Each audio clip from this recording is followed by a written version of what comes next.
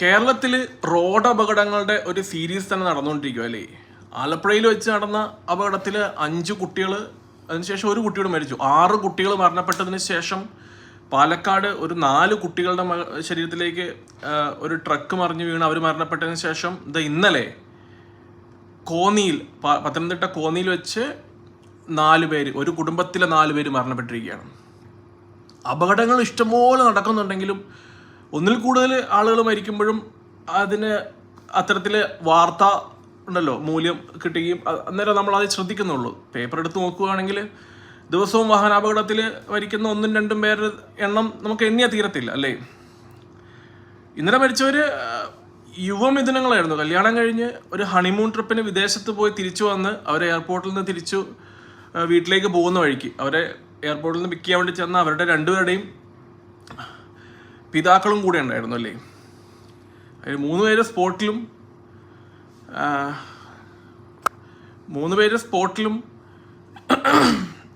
പെൺകുട്ടി ആശുപത്രിയിലേക്ക് കുട്ടിയെ കൊണ്ടുപോകുന്ന സമയത്തുമാണ് മരണപ്പെട്ടത്.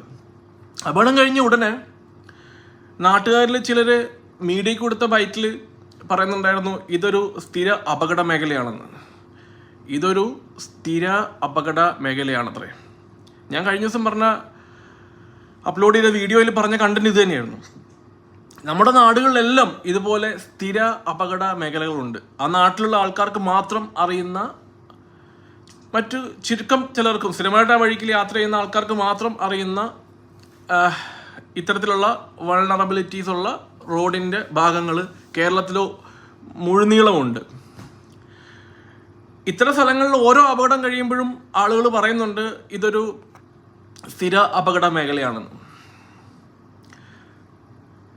ഇത്തരത്തിലുള്ള സ്ഥിര അപകട മേഖലകൾ ഐഡൻറ്റിഫൈ ചെയ്ത് അവിടെ ആവശ്യമായിട്ടുള്ള കറക്റ്റീവ് മെഷേഴ്സ് എടുക്കാൻ ഇനിയും വൈകരുത്.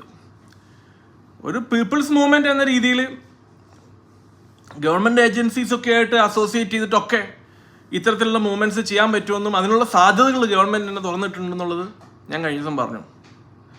ഇന്ന് രാവിലെ കണ്ട വാർത്തയിൽ കണ്ടത് കേരളത്തിലെ പോലീസ് ഉദ്യോഗസ്ഥന്മാരുടെ, ഉന്നത പോലീസ് ഉദ്യോഗസ്ഥന്മാരുടെ ഒരു മീറ്റിംഗ് തുടങ്ങി. ഇതുമായിട്ട് ഇത്തരത്തിലുള്ള അപകടങ്ങളുമായിട്ട് ബന്ധപ്പെട്ട് അതിൻ്റെ കറക്റ്റീവ് മെഷേഴ്സ് എടുക്കാൻ വേണ്ടിയിട്ടുള്ള മീറ്റിംഗ് അവർ ആരംഭിക്കുന്നുണ്ടെന്നും അതിൻ്റെ മെയിൻ കണ്ടന്റ് അവരത് ചെയ്യാൻ ഉദ്ദേശിക്കുന്ന കാര്യം വാഹനത്തിൻ്റെ, റോഡിലുള്ള വാഹനങ്ങളുടെ ഇൻസ്പെക്ഷൻ, വാഹന ചെക്കിംഗ് കാര്യമായിട്ട് ഒരു കോംപ്രഹെൻസീവ് വാഹന ചെക്കിംഗ് പരിപാടി തുടങ്ങാൻ പോവാണ് അത്രേ.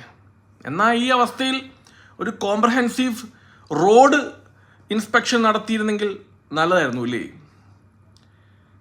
അപകടം വാഹനം ഓടിക്കുന്നവരുടെ കയ്യിൽ നിന്ന് ഉണ്ടാവുന്നില്ല എന്നല്ല പറയുന്നത്, പക്ഷെ ഒരുപാട് വാർത്തകൾ ഇത്തരത്തിൽ കേൾക്കുന്നുണ്ട്. വാഹന അപകട മേഖല, സുരക്ഷാ ഭീഷണിയുള്ള സ്ഥലം, റോഡിൻ്റെ ചെറിയ രീതിയിലുള്ള കറക്റ്റീവ് മെഷേഴ്സ് എടുത്താൽ മതി ഇല്ലേ.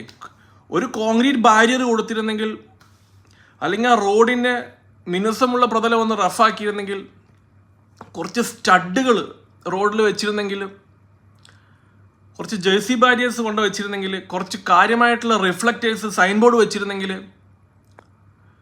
ആ വളവൊന്ന് നേരെ ആക്കി ഉണ്ടല്ലോ കൺസ്ട്രക്ട് ചെയ്തിരുന്നെങ്കിൽ, അങ്ങനെ ചെറിയ ചെറിയ രീതിയിൽ അനുയോജ്യമായ രീതിയിലുള്ള കറക്ഷൻസ് വരുത്തിയിട്ടുണ്ടെങ്കിൽ ഇന്നൊക്കെ നമുക്ക് വേണ്ടപ്പെട്ട പലരും നമ്മുടെ കൂടെ ഉണ്ടാവുമായിരുന്നു. ഇന്നലെ വരെ മരിച്ചവർ നമുക്ക് പരിചയമുള്ളവരായിരിക്കണം എന്നില്ല. നമുക്ക് പരിചയമുള്ളവർ റോഡിൽ കൂടെ യാത്ര ചെയ്യുന്നുണ്ട് അല്ലേ. നമ്മുടെ ബന്ധുക്കളും റോഡിൽ കൂടെ യാത്ര ചെയ്യുന്നുണ്ട്, നമ്മളും റോഡിൽ കൂടെ യാത്ര ചെയ്യുന്നുണ്ട് അല്ലേ. നമുക്ക് അല്ലെങ്കിൽ നമ്മുടെ ബന്ധപ്പെട്ടവർക്ക്, നമുക്കറിയുന്നവർക്ക്, നമ്മളെ സ്വന്തക്കാർക്ക് ഇത്തരത്തിലുള്ള അപകടം വരില്ല എന്ന് ഉറപ്പുണ്ടോ? ഇല്ല അല്ലേ.